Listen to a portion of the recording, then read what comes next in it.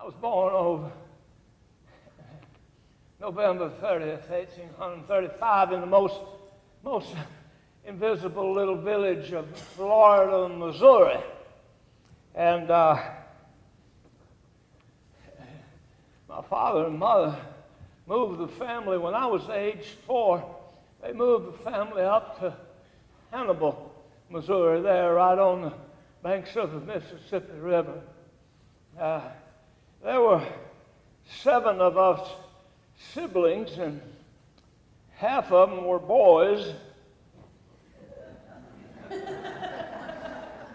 Now, if you didn't get that, it's probably not too late to go out there and get your money back, because it don't get any better. You see, I was born modest in spots, but they soon wore off.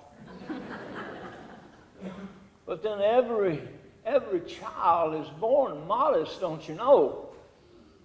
It takes a mother 3 or 4 years to teach a child immodesty. I think it started back over there in the Garden of Eden when the Creator looked at Adam and Eve and he said, "Now look here, this entire garden is yours. As far as you can see, it's all yours. All except that one tree over there, and that's the tree of knowledge. And the fruit of that tree is forbidden."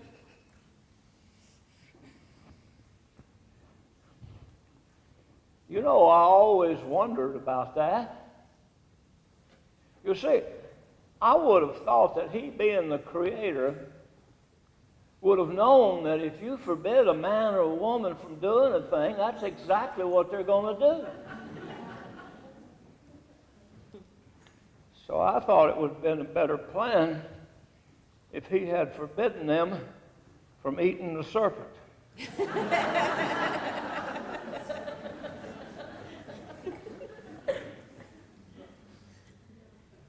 Well, as you can see, I don't care much for introductions.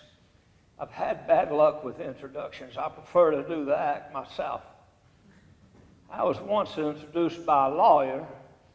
They said he was a deacon down at the local church. I don't know how that could have happened, but they said he was.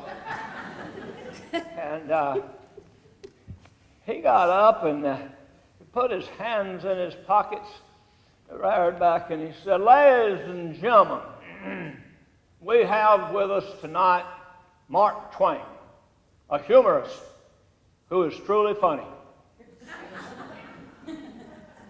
Well, I was struck speechless by this complimentary thunderbolt.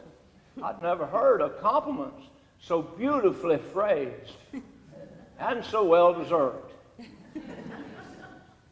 But we had a rare creature in our midst and a humorist that was truly funny. We had a lawyer that kept his hands in his own pockets. Well, I got it on good report. That lawyer passed away about 3 or 4 years ago.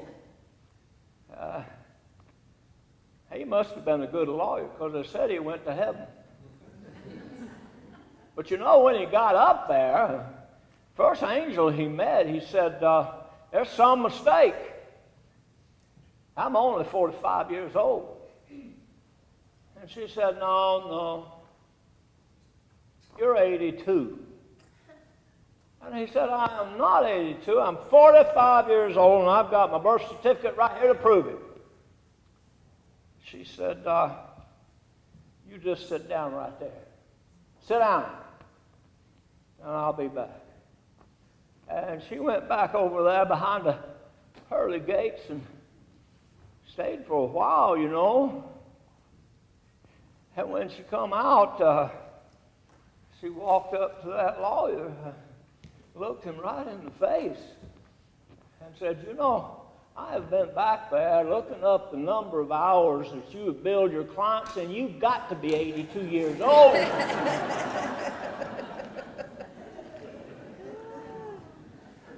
I came here by train. runs along back right over here. Came here, and it was the slowest train that I have ever ridden on. It would run for 30 or 40 minutes, and then it would stop and seem to want to rest for 20 or 30 minutes. Took forever to get here to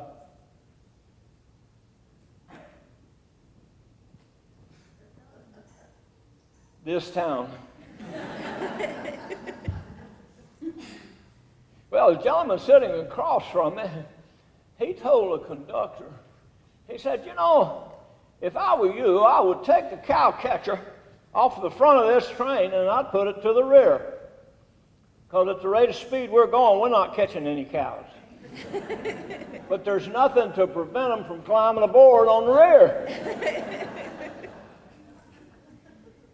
Well, he came up to me and he asked for my ticket. And I couldn't find it, you know. And he said, that's all right, Mr. Twain, that's all right. We know who you are, and we know you'd have a ticket. That's all right, Mr. Twain. Well, then he just walked away.